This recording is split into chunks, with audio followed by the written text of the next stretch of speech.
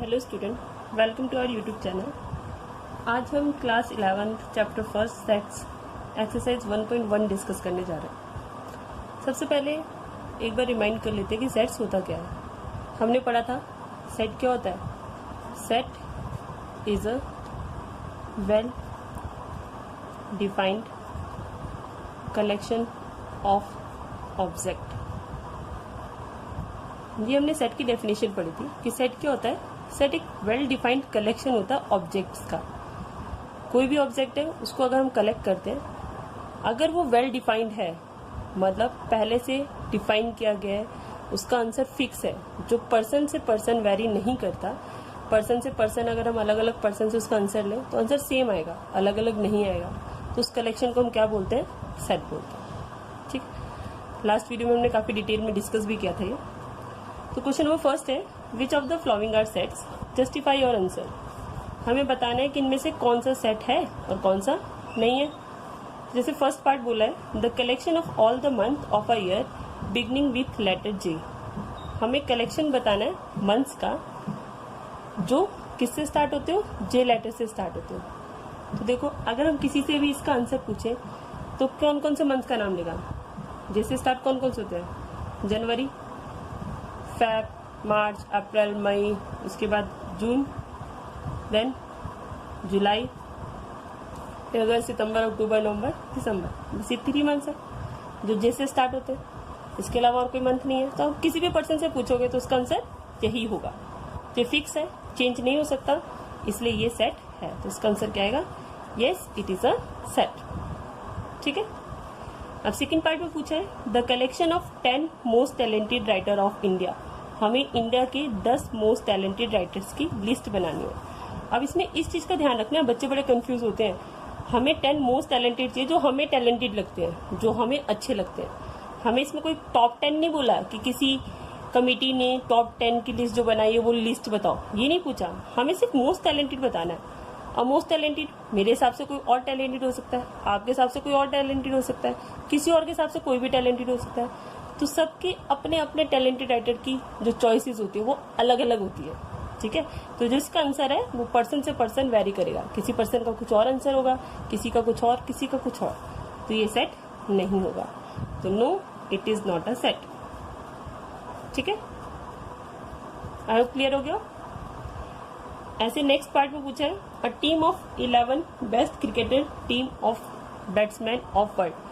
हमें वर्ल्ड के जो बेस्ट बैट्समैन है उनकी एक क्रिकेट टीम बनानी है 11 प्लेयर्स की। ठीक है, 11 बैट्समैन लेने इंडिया के, मतलब इंडिया ने वर्ल्ड के बेस्ट 11 बैट्समैन लेने और उनकी टीम बनानी है। अगेन 11 बेस्ट क्रिकेटर टीम बोला है, किसके हिसाब से बोला है ये नहीं पता, तो किसी के हिसाब से भी। अब मेरे हिसाब से 10 अलग अलग, मतलब जो 11 प्लेयर्स है वो अलग अलग होते हैं। ज्यादातर इंडिया से है, कुछ बाहर से है। किसी के लिए हो सकता है कि बाहर के सारे प्लेयर बेस्ट हो। ठीक है, तो इसका भी जो आंसर है वो पर्सन से पर्सन अलग अलग होगा। हर पर्सन की अपनी अलग अलग चॉइस होगी बेस्ट बैट्समैन की। तो इसका भी जो आंसर होगा वो क्या होगा, नो, क्योंकि इसका भी जो आंसर है वो पर्सन टू पर्सन क्या करेगा, वेरी करेगा। ठीक है। अब इसके बाद अगला पूछा है, the collection of all boys in your school. अपने स्कूल के सारे बॉयज की कलेक्शन बताओ। अब यहाँ पे एक ही स्कूल की बात हो रही है। मान लो एक स्कूल में मैं पढ़ती हूँ और मैं अपनी क्लास के सारे लड़कों की लिस्ट बनाती हूँ। अब मेरी क्लास का कोई दूसरा बच्चा है, वो भी अपनी क्लास के लड़कों की लिस्ट बनाता है, तो क्या लिस्ट अलग अलग होगी? नहीं। क्यों? क्योंकि मेरी क्लास और उसकी क्लास तो सेम ही है ना। तो एक ही क्लास के लड़के अलग अलग कैसे हो सकते हैं? तो चाहे मैं बनाऊं चाहे कोई और बनाए, तो इस क्लास का कोई और बच्चा बनाए, वो लिस्ट क्या होगी, सेम होगी। इसलिए इसका आंसर क्या होगा, yes it is a set. Next part पूछा है, the collection of all natural number less then 100। अब 100 से छोटे हमें सारे नेचुरल नंबर लेने हैं। तो 100 से छोटे नेचुरल नंबर क्या होते हैं? नेचुरल नंबर होते हैं जो 1 से स्टार्ट हो। तो 1 2 3 4 5 डैश डैश डैश कहाँ तक लेने हैं, 100 से छोटे, यानी 99 तक। तो अब आप किसी से भी पूछेंगे तो वो यही बताएगा, क्योंकि नेचुरल नंबर तो यही होते हैं, ये फिक्स्ड है, इसलिए क्या होगा, सेट होगा, क्योंकि इसका आंसर फिक्स है। ठीक है। नेक्स्ट है, a collection of novels written by writer Munshi Premchand. Writer Munshi Premchand ने जितनी भी नॉवेल्स लिखी है, अब हमें उसका सेट बनाना है, कलेक्शन बनाना है। तो जो राइटर मुंशी प्रेमचंद है उन्होंने जितनी भी नॉवेल्स लिखी हैं वो फिक्स्ड है। ठीक है। अब ये तो नहीं है कि जो उनकी बुक है वो कोई और ना लिखे, वो भी उनकी बुकों के ही नाम लिखेगा। कोई दूसरा पर्सन होगा वो भी उन्हीं की बुकों के नाम लिखेगा। मैं होंगी तो मैं भी उन्हीं की बुकों के नाम लिखूंगी, किसी और राइटर के तो नहीं लिखूंगी, क्योंकि मुंशी प्रेमचंद्र की पूछी गई है। तो कोई भी इसका आंसर दे तो आंसर क्या होगा, सेम होगा, वेरी नहीं करेगा, इसलिए ये क्या होगा, सेट होगा। तो yes, it is a set. इसके बाद बोला है the collection of all even integers, जितने भी इवन नंबर है हमें उसका कलेक्शन बनाना है। अब इवन नंबर क्या होते हैं, जो 2 से डिविजिबल हो, तो 2, 4, 6, 8 डैश डैश डैश, ये सारे क्या है, इवन इंटीजर है। अब इवन इंटीजर फिक्स है, यही होते हैं इवन इंटीजर, तो सबका आंसर सेम होगा, इसलिए ये क्या होगा, सेट होगा। तो yes, it is a set. ठीक है, नेक्स्ट बोला है the collection of question in this chapter. अब जो हम चैप्टर पढ़ रहे हैं हमसे उस क्वेश्चन का कलेक्शन बनाने के लिए क्या गया, तो जो हम चैप्टर पढ़ रहे हैं, सेट पढ़ रहे हैं हम चैप्टर, तो चाहे वो मैं पढ़ूं, एनसीईआरटी में सेम ही क्वेश्चन होंगे, चाहे वो आपके पास एनसीईआरटी हो उसमें भी वही क्वेश्चन होंगे, किसी और के पास एनसीईआरटी होगी उसमें भी वही क्वेश्चन होंगे। तो इसमें भी क्या होगा, इस चैप्टर के क्वेश्चन जो सब सेट बनाएंगे वो सेम ही बनाएंगे, तो इसलिए ये भी क्या होगा, सेट होगा। तो yes, it is a set. अब नेक्स्ट जो है the collection of most dangerous animal of the world. अब हमें वर्ल्ड के मोस्ट डेंजरस एनिमल की क्या बनानी है, लिस्ट बनानी है। अब देखिए फिर से यहाँ पे मोस्ट डेंजरस पूछा है, जो बहुत खतरनाक हो। अब फिर से ये चॉइस किसके ऊपर डिपेंड करती है, लोगों के ऊपर। ठीक है, मान लो किसी को स्नैक से डर लगता है, सांप से डर लगता है, किसी को नहीं लगता, किसी के लिए सांप बहुत खतरनाक है, और कोई क्या होता है, सांपों को पकड़ता है, उन्हें पालता है, तो उनके लिए सांप खतरनाक नहीं होता। तो अगर मैं बनाऊंगी तो भाई मैं तो उसको डेंजर एनिमल में रखूंगी, लेकिन जो सपेरा है वो क्या करेगा, उसके लिए वो डेंजर एनिमल नहीं, वो नहीं रखेगा उस लिस्ट में। ऐसे किसी को कुत्तों से डर लगता है, किसी को नहीं लगता है। ठीक है, कोई छोटे छोटे जानवर से डर जाता है, जैसे चूहों से डर जाता है, कॉकरोच से डर जाता है, कोई नहीं डरता है। तो सबकी अपनी अपनी चॉइस होती है डेंजरस एनिमल की, तो इसका आंसर वेरी करेगा, इसलिए ये सेट नहीं होगा। तो no, it is not a set. ठीक है, ये हमारा फर्स्ट क्वेश्चन था, आई होप क्लियर हो गया हो। अब क्वेश्चन नंबर 2 है, जिसमें मैं गिवन है एक सेट बना के दिया है ए, जिसके एलिमेंट्स है 1, 2, 3, 4, 5, 6।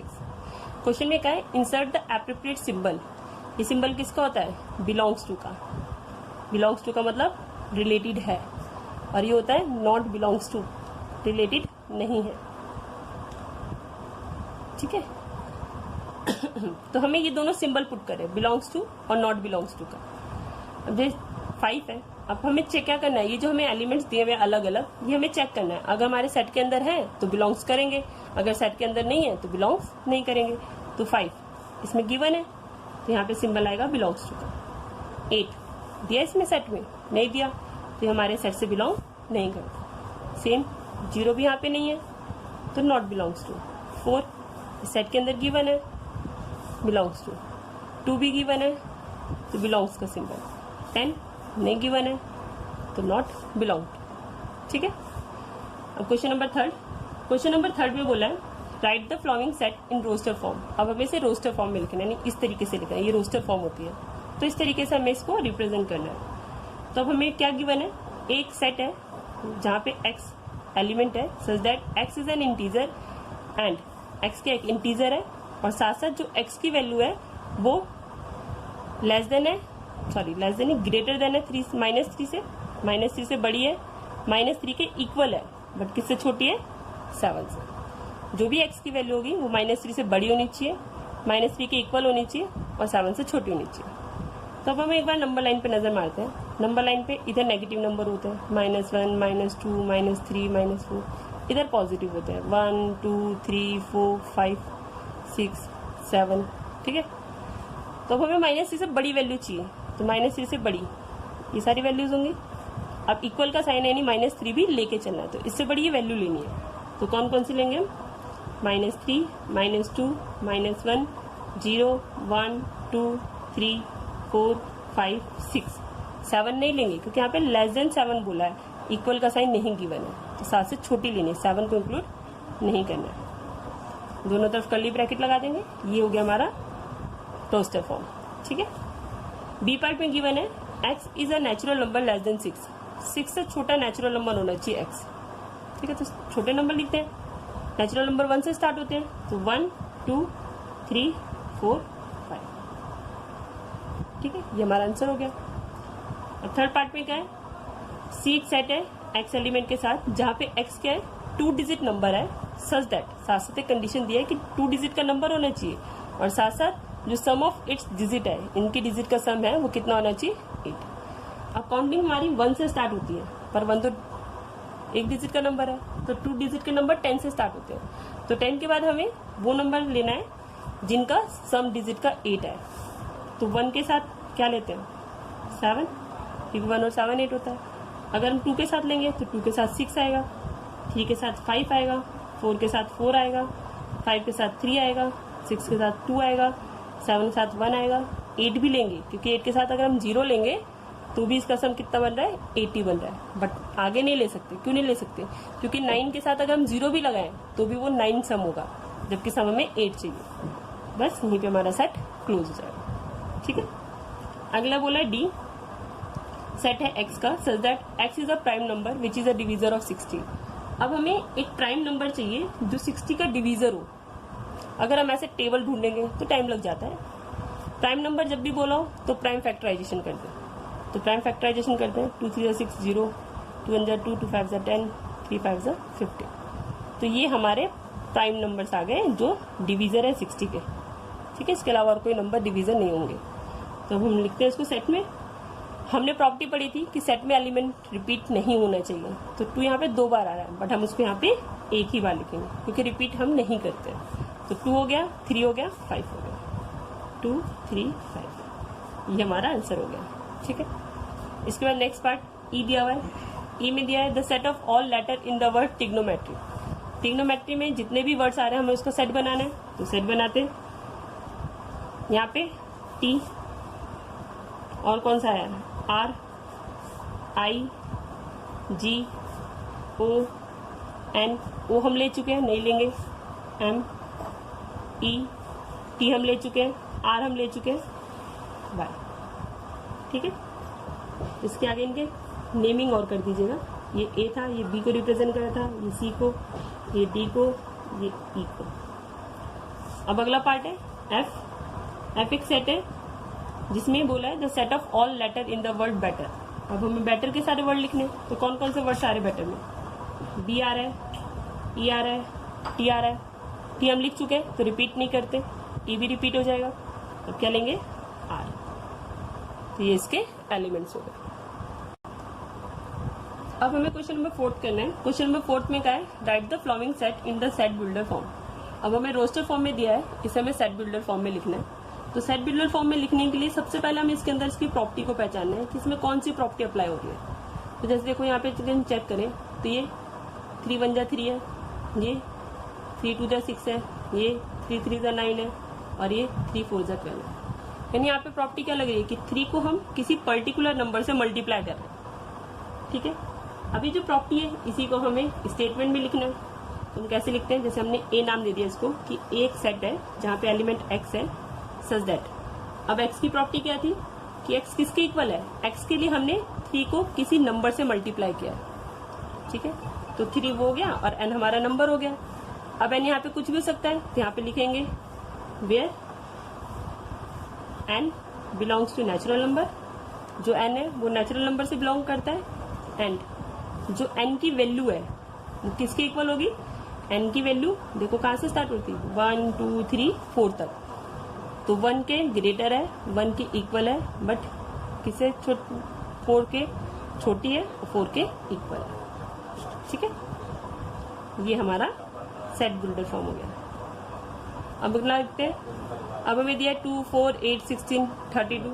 तो इसमें क्या प्रॉपर्टी लग रही है? अगर हम इसको चेक करें तो 2 की पावर 1 है, ये 2 की पावर 2 है, ये 2 की पावर 3 है, ये 2 की पावर 4 है, ये 2 की पावर 5 है। तो यहाँ पे 2 की पावर इंक्रीज हो रही है, 1 2 3 4। तो 2 की पावर है कोई नंबर, तो जैसे इसको हमने नाम दिया बी, तो बी एक सेट है एक्स सच दैट एक्स की वैल्यू क्या है? एक्स की वैल्यू अब की बार 2 की पावर एन है। 2 तो बेस है, हमारा बेस सेम है, तो इसलिए बेस हमने 2 रखा। पावर चेंज हो रही है तो पावर को हम एन से डिनोट करेंगे, जहां पे एन किससे बिलोंग करता है? नेचुरल नंबर से। अब नेचुरल नंबर की वैल्यू 1 से लेकर 5 तक है। यहाँ पे लिखेंगे कि यहाँ पे जो n की वैल्यू है वो 1 से ग्रेटर है, 1 के इक्वल है, बट लेस देन 5 है और 5 के इक्वल है। The curly bracket close. ठीक है, सेम थर्ड पार्ट में। अब थर्ड में अगर पहचाने तो 5 की पावर 1 है, ये 5 की पावर 2 है, ये 5 की पावर 3 है, ये 5 की पावर 4 है।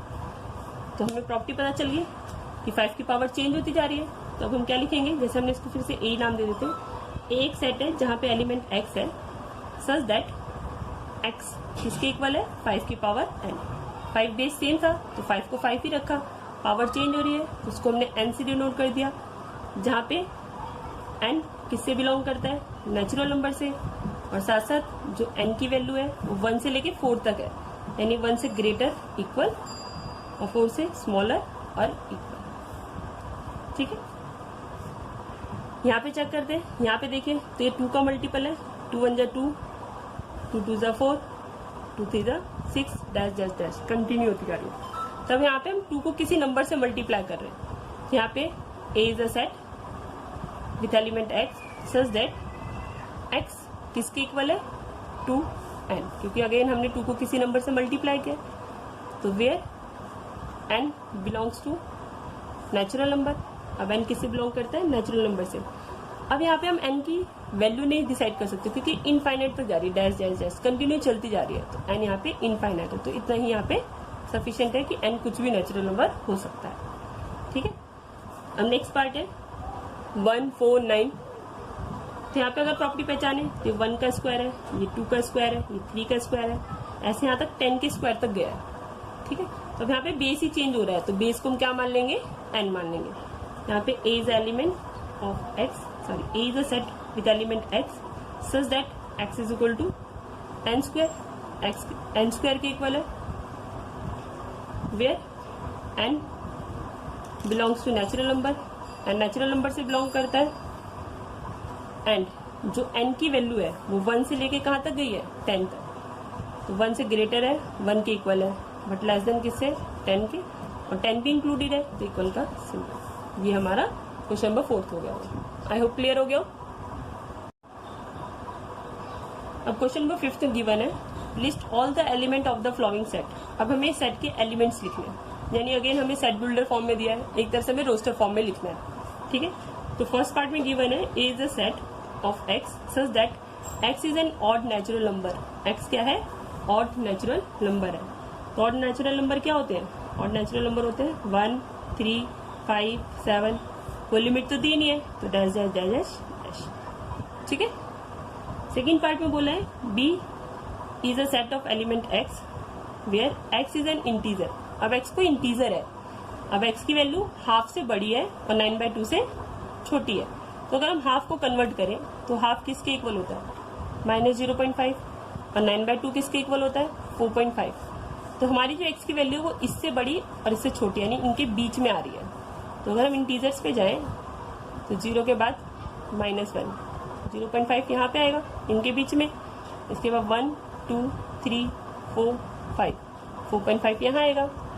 ठीक है, तो हमें इससे लेकर इसके बीच की इंटीजर्स लिखने हैं, तो इंटीजर परफेक्ट नंबर होते हैं, तो ये हमारे आंसर में आएंगे। ठीक है, तो हमारे आंसर में हम क्या क्या लेंगे, हमारे आंसर में हम लेंगे 0 1 2 3 एंड 4।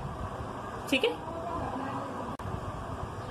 अब सी पार्ट देखिए, सी में क्या बोला है, C is a set where x is an element such that x is an integer. हमें दिया है कि जो एक्स की स्क्वायर की वैल्यू होगी वो लेस देन 4 होनी चाहिए और इक्वल टू 4, यानी 4 या 4 से छोटी होनी चाहिए। अगेन इंटीजर बोला है, तो इसको हम रफली क्या करते हैं, एक बार को हम इनइक्वालिटी का साइन भूल जाते हैं, तो हम एक्स स्क्वायर इक्वल टू 4 लेके चलते हैं। स्क्वायर को हटाएंगे वहां रूट लगेगा, और 4 का स्क्वायर रूट क्या होता है, 2, और जब भी स्क्वायर रूट से वैल्यू आती है तो प्लस माइनस दोनों में आती है, यानी जो एक्स की वैल्यू है, अब हम एक इंटरवल बनाएंगे कि एक्स की वैल्यू -2 से लेके +2 तक हो सकती है, -2 से लेके +2 तक हो सकती है। अब इसको एक बार चेक करना चाहो चेक कर सकते हैं। अगर हम -2 का स्क्वायर करेंगे 4 आएगा, अगर हम -1 का स्क्वायर करेंगे तो 1 आएगा, 4 से छोटा है। अगर हम 0 का स्क्वायर करेंगे तो 0 ही आता है जो कि 4 से छोटा है। 1 का स्क्वायर 1 होता है, 2 का स्क्वायर 4 होता है। तो यहाँ से यहाँ तक की वैल्यू सारी 4 या 4 से छोटी आ रही है। लेकिन अगर हमसे पहले की वैल्यू ले, जैसे -3 ले बाद की वैल्यू, तो -3 का स्क्वायर कितना होता है 9, जो कि 4 से बड़ा है। और अगर हम +3 का स्क्वायर करें तो भी 9 होता है, जो कि 4 से बड़ा है। तो वैल्यू हमें -2 से लेके +2 के बीच के इंटीजर्स लेने हैं। तो कौन कौन से आएंगे इसके बीच के इंटीजर? -2 को भी इंक्लूड करेंगे क्योंकि इसका स्क्वायर भी +4 होता है, +4 हमें चाहिए।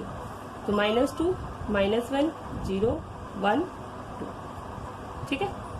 इसके बाद बोला है D is a set of X such that X is a letter in the word loyal. Loyal word वर्ड में जो लेटर्स आए हैं उनका हमें सेट बनाना है, तो उनका सेट बनाते हैं। तो कौन कौन से वर्ड आ रहे हैं? L आ रहा है, O आ रहा है, Y आ रहा है, A आ रहा है। L दोबारा नहीं लिखेंगे, रिपीट नहीं करते, तो इसलिए हमारा सेट कंप्लीट हो गया। ठीक है।